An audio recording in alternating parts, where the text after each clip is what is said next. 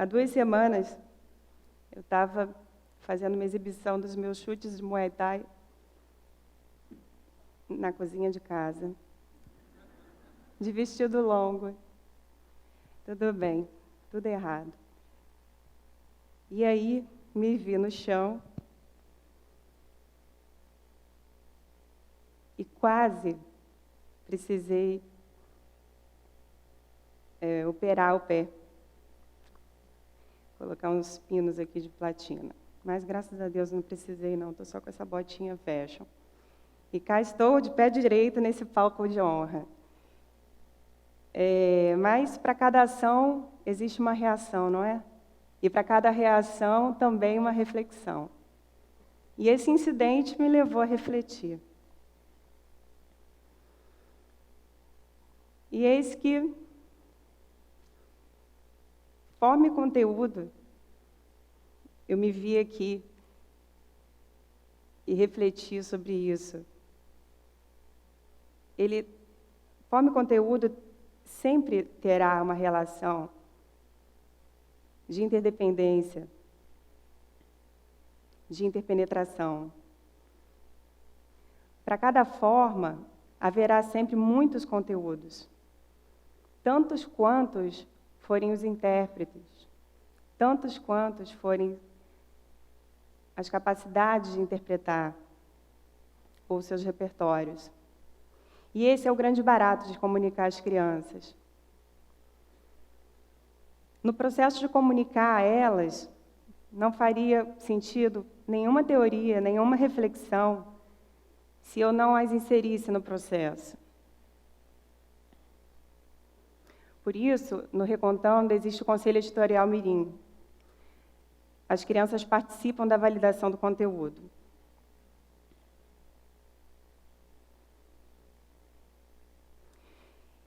Eu saí das redações, criei uma metodologia de recontar notícias para criança, fui para o mundo virtual e do mundo virtual fui para uma sala de aula. E aí a minha apresentação.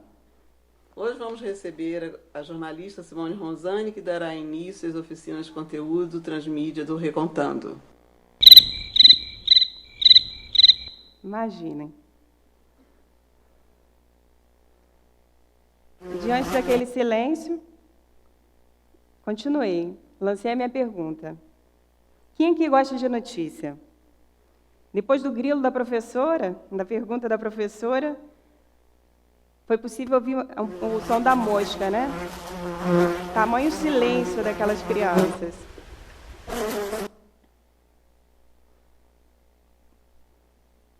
Mas o silêncio foi quebrado. Tamanha falta de empatia das crianças com as notícias.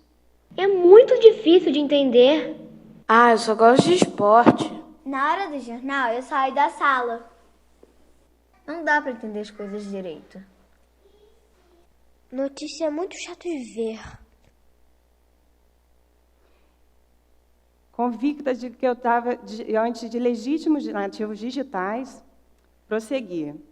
Ok, meninos e meninas, então hoje eu vou lhes contar a história de uma notícia. A história da notícia da tragédia da Boate Kiss, lá no Rio Grande do Sul. Num relance, como se eu lhes tivesse puxado o mais familiar dos assuntos, eles se lançaram ao debate. Essa aí eu já vi. Essa notícia eu sei algumas coisas. Eu vi um pedaço de uma entrevista no carro. Eu vi as fotos no jornal do meu pai. Eu vi um vídeo na internet. Eles não sabiam, mas eles já tinham uma relação direta, uma interação com as notícias. E tem mesmo. Eles estavam ali revelados, os nativos digitais, a geração Z, essas crianças super expostas a todo tipo de informação. Eu exibi o vídeo, a animação, fiz a proposta das brincadeiras e eles interagiram bem e gostaram de ver. O principal ali não foi focar na tragédia. A tragédia foi o ponto de partida.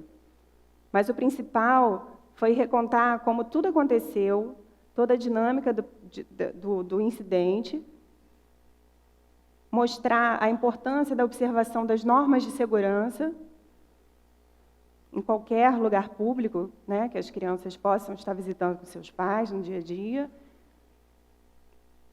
e a diferença entre as dinâmicas de incêndio.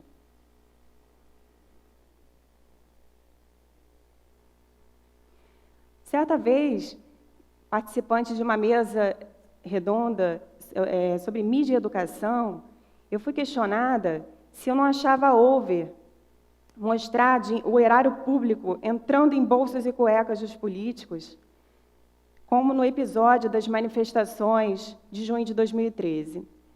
Naquele momento eu me lembrei de quando eu parei para estudar, ainda dentro da minha especialização, no formato das recontações. E me lembrei do momento quando eu me deparei com uma frase emblemática de um escritor inglês, Gilbert Chesterton, que nem sonhava com a atual era midiática. Abre aspas. Os contos de fadas não contam às crianças que os dragões existem. Os contos de fadas contam às crianças que os dragões podem ser mortos. Fecha aspas. É isso. As crianças são valentes, são curiosas por essências, e elas já sabem que os dragões existem. Ok, se você quiser optar por uma bolha e colocar as crianças dentro de uma bolha, pode fazê-lo, mas certamente lá também vai pegar o Wi-Fi. A primeira vez que eu recontei uma notícia para o meu filho, ele tinha 4 anos. Naquele engarrafamento, foi quando nasceu a ideia do Recontando.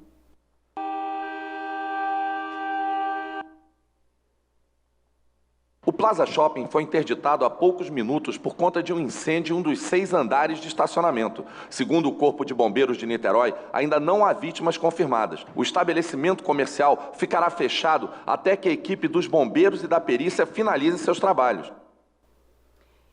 O engarrafamento, eu, Henrique, a notícia. Mas tinha um fator principal ali, um fator desencadeador, um presente de Natal. Henrique já tinha escolhido a loja, o presente, mas a loja do shopping estava interditada. Portanto, não rolou. A gente não chegou lá. E os primeiros informes que chegavam pelo rádio não foram suficientes. Ele começou a interagir com aquelas notícias, com aquelas informações, e começou a querer saber mais. Ele queria saber sobre o trabalho dos bombeiros, sobre o trabalho da perícia, sobre o processo da perícia, qual a previsão de reabertura, né, o porquê da interdição, ou seja, toda a apuração que estaria no dia seguinte no jornal. E o que eu fiz? No dia seguinte, comprei o jornal e recontei a notícia em detalhes para ele. Um ano adiante, Henrique precisou fazer uma pesquisa para a escola. No doutor das buscas na web, ele lançou o nome da fruta em questão. Fato real, tá? Apoquentado, ele me chamou a atenção ao monitor. Mamãe, por que tem essa moça de biquíni aparecendo aqui no meio das minhas figuras? E ali foi o momento de explicar para ele como os valores estão diversos e misturados hoje em dia. As ressignificações, né? Quando eu era pequena, eu era obesa e sofria um bocado com os apelidos maldosos. E chegou um ponto, quando eu saí da escola do primeiro ciclo, eu resolvi dar um basta naquela chatice. Resolvi ser a melhor em língua portuguesa e ganhar as Olimpíadas. Comemorei com tortinha de morango e com a medalha. A tortinha eu comi, a medalha eu guardei, mas o principal eu guardei, que foi a experiência de poder ressignificar aquela experiência ruim numa experiência boa, numa nova questão. O que eu quero dizer com isso é que crianças ressignificam significados e significações o tempo todo, desde sempre. E que é bobagem a gente achar que não existe relação das notícias com outras questões, como, por exemplo, temas transversais, ciências, matemática, física. Será?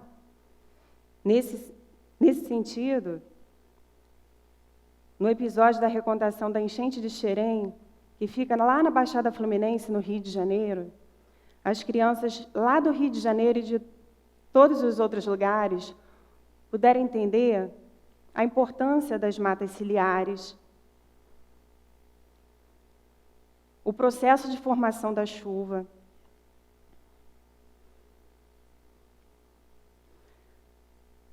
o cuidado que a gente precisa ter com lixo, o processo de ocupação irregular das encostas e o problema do mau uso da política para a vida das populações. Transversalidade está aí, né? É intrínseco ao jornalismo. Desde que mundo é mundo, as histórias são contadas, né? Antes em torno das fogueiras e hoje em dia em todos os lugares, e todos eles convergindo para a web. A Aldeia Global de Marshall McLuhan está aí.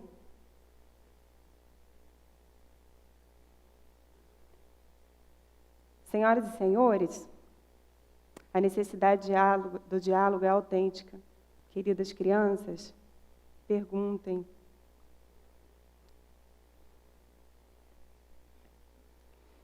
Nada é impossível de contar, tudo é possível de recontar.